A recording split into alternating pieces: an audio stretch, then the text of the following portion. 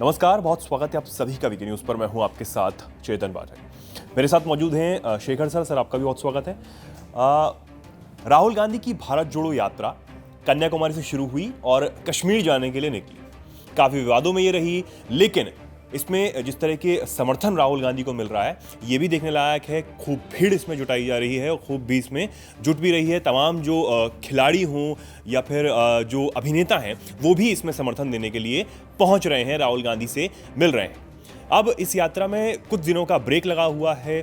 जो नेता हैं वो छुट्टियों के लिए गए हुए हैं। उसके बाद ये जनवरी में एक बार फिर ये यात्रा शुरू होगी और ये कश्मीर के लिए आगे के लिए जाएगी। दिल्ली में यात्रा पर विराम लगा था। दिल्ली में राहुल गांधी ने लाल किले से भाषण दिया और उसके बाद जो तमाम जो उनके समर्थक हैं उनको संबोधित किया।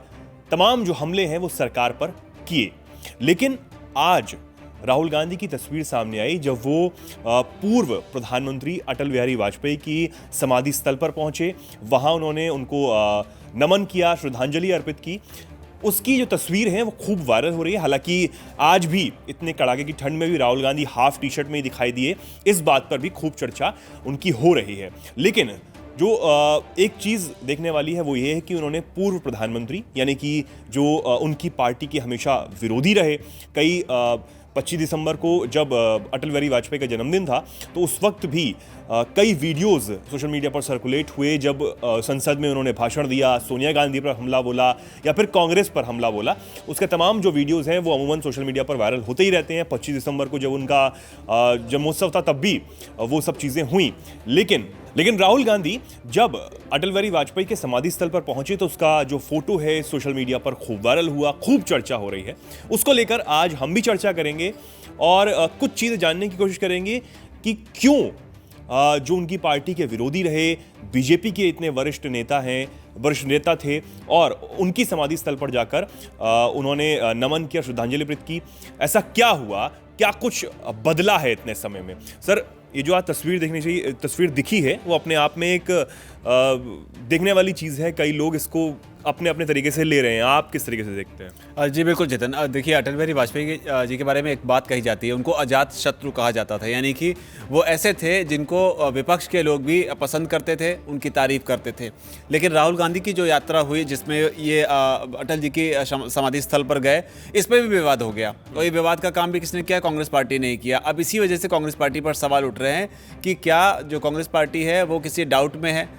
उसको क्लैरिटी नहीं है कांग्रेस पार्टी में कि अटल जी की समाधि पर जाना अच्छा रहा या बुरा रहा, जाना चाहिए था या नहीं जाना चाहिए था। इसी चीज़ को लेकर विवाद हो गया है क्योंकि कांग्रेस पार्टी के ही नेता हैं गौरव पांधी, जो कि जो मल्लिकार्जुन खड़गे हैं उनके काफ़ी करीबी माने जाते हैं। उनके ऑफिस के साथ में वो अटैच भी हैं, यानी ऑफिशियली उन्होंने ही जो उनके समाधि स्थल पर विजिट थी राहुल गांधी की, उनकी विजिट से पहले ही अटल बिहारी वाजपेयी के बारे में ऐसा कह दिया जिसकी काफ़ी आलोचना हुई और बीजेपी को एक बार फिर से मौका मिल गया राहुल गांधी की यात्रा पर और उनकी मंशा पर सवाल खड़े करने का। गौरव पांधी ने क्या कहा है वो जानना ज़रूरी रहता है क्योंकि उन्होंने इसको कहने के बाद में जब उनकी काफ़ी किरकिरी हुई तो उन्होंने आनंद फानंद में उस ट्वीट को डिलीट कर दिया। लेकिन हमारे पास उस ट्वीट की कॉपी है।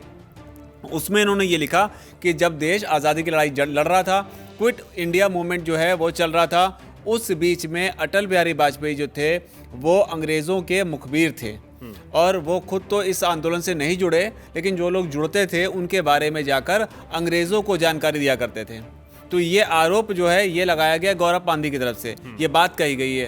तो जब ये कीचड़ उछालने का जब काम किया गया, ये मौका ऐसा था जब राहुल गांधी ये तय कर रहे थे कि वो जाकर अटल जी की समाधि पर उनको नमन करेंगे और एक मैसेज देने की कोशिश करेंगे कि जो कांग्रेस पार्टी है वो एक लाइन से ऊपर उठकर काम करना चाह रही है।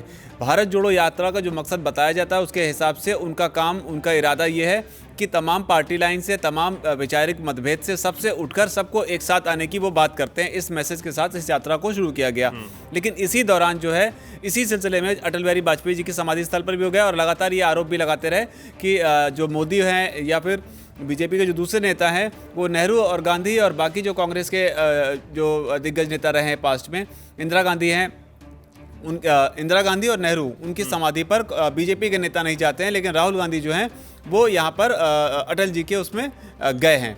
अब इसी पर विवाद भी है और विवाद के साथ ये भी समझना जरूरी है कि अटल बिहारी वाजपेयी के कांग्रेस पार्टी के साथ में पुराने रिश्ते कैसे रहे। अजात शत्रु तो हमने बताया, लेकिन सोनिया गांधी जो कि राहुल गांधी की मां हैं, वो कई मौक़ों पर अटल बिहारी वाजपेयी जी को कई ऐसे शब्द कहते हुए सुनी गई जो अपने आप में बड़ा ही अजीब था, जैसे कि गद्दार कहा उन्होंने। इसके अलावा कुछ कई और मौके ऐसे हैं जब उन्होंने इस तरीके की चीज़ें हुई, जैसे कि 1998 का पोखरण का मामला बताएं। जब भारत ने परमाणु परीक्षण कर लिया 1998 में, तब दुनिया भर में तो नहीं लेकिन हाँ भारत में तमाम लोग इस चीज़ से बहुत खुश थे, क्योंकि परमाणु बम का या परमाणु शक्ति होने का मायने क्या है। कम से कम आज की तारीख में यूक्रेन युद्ध के सिलसिले में तो आप समझ ही सकते हैं कि अगर यूक्रेन के पास परमाणु शक्ति संपन्न होता और उसको विड्रॉ नहीं करवाया गया था उन परिस्थितियों में, तो फिर हो सकता है रशिया आज की तारीख में यूक्रेन में नहीं घुसता और यूक्रेन की ये स्थिति नहीं होती। तो परमाणु शक्ति संपन्न होने का क्या मायने है, इसका अंदाज़ा आप कम से कम उस स्थिति में लगा ही सकते हैं जब आपके बगल में एक शक्तिशाली देश जो है चीन बैठा हुआ है। खैर वो अलग मसला है, लेकिन तब सोनिया गांधी के बारे में ये कहा जाता है कि उन्होंने इस मुद्दे पर करीब 10 दिन तक अपनी चुप्पी नहीं तोड़ी थी, और जब बोली भी थी तो उन्होंने ये कहा था कि असली ताकत जो है वो संयम में है, ना कि शक्ति प्रदर्शन में।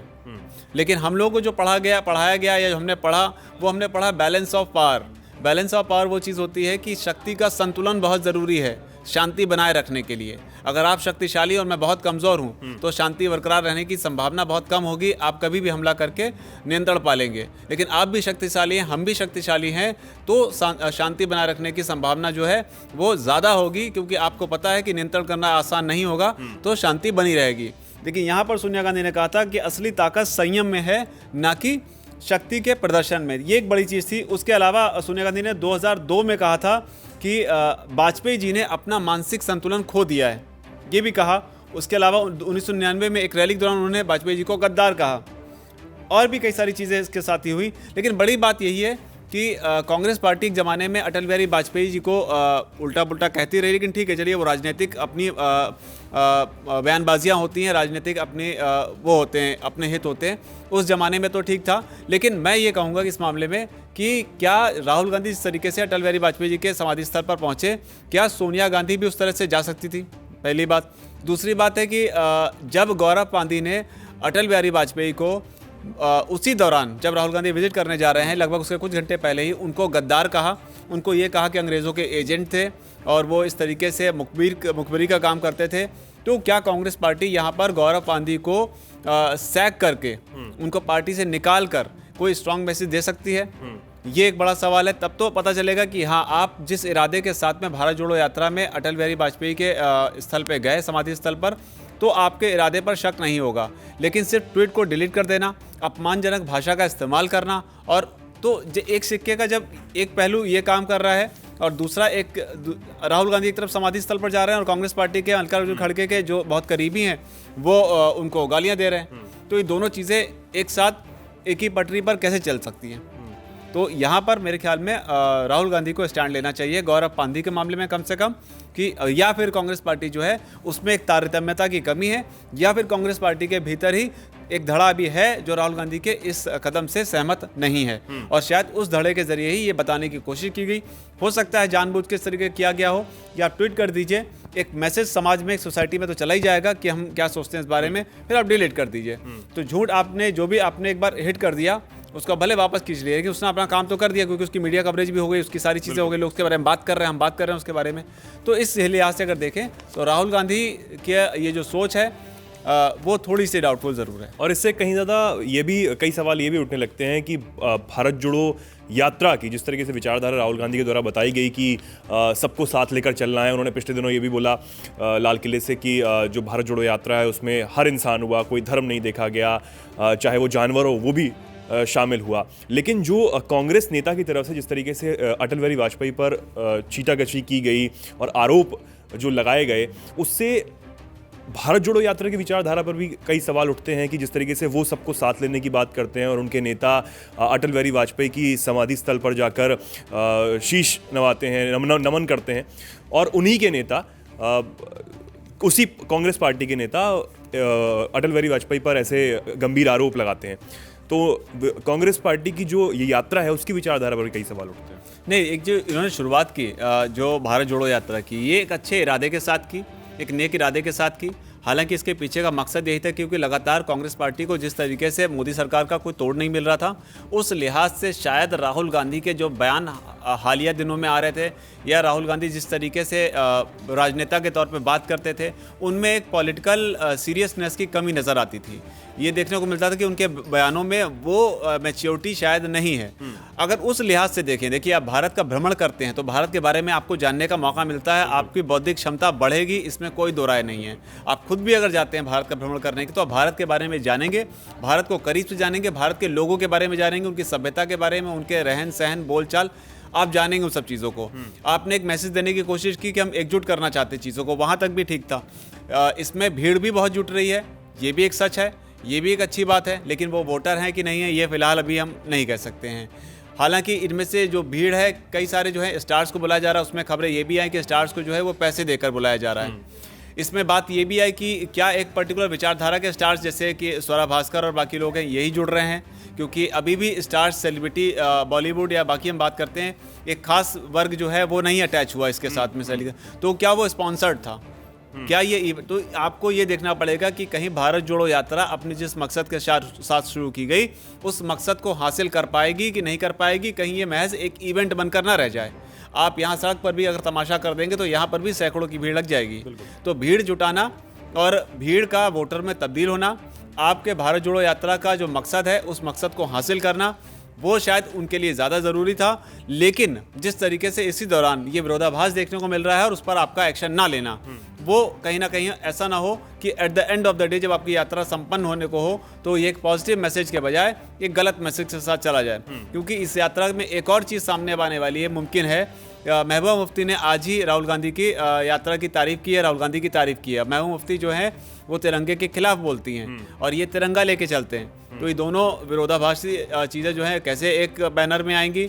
और उसके अलावा जो बड़ी चीज़ है वो यही आपको बताया कि गौरव पांधी के खिलाफ ये एक्शन लेंगे कि नहीं लेंगे। हालांकि बीजेपी मांग कर रही है, लेकिन इस बात ने, गौरव पांधी के ट्वीट ने जरूर बीजेपी को, इसको कांग्रेस को कहीं ना कहीं थोड़ा सा फंसा दिया है और एक जिटर देने की कोशिश की है भारत जोड़ो यात्रा के मकसद को। जी, तो बिल्कुल ये बड़ी बात है कि किस तरीके से एक व्यक्ति की विचारधारा पर टारगेट करते हुए आप एक व्यक्ति विशेष को ही टारगेट करने लग जाते हैं। ये बात अब निकलकर सामने आ रही है। हालांकि कांग्रेस पार्टी या खुद सोनिया गांधी या खुद राहुल गांधी अपने नेता के खिलाफ कुछ एक्शन लेते हैं या कुछ भी उनसे जवाबदेही मांगते हैं कि उन्होंने ऐसा कुछ क्यों कहा, किस आधार पर कहा, क्या कुछ वो करते हैं, ये तो आने वाला समय बताएगा। और नहीं भी करते हैं तो भी चीज़ें, कई सवाल उठने लाजमी है राहुल गांधी पर, उनकी यात्रा पर, और खुद जो पार्टी की पूर्व अध्यक्ष भी रह चुकी हैं सोनिया गांधी पर, उन पर भी सवाल उठने लगे कि उनके नेता आखिर क्यों इस तरह की बातें करते हैं, जबकि उनके खुद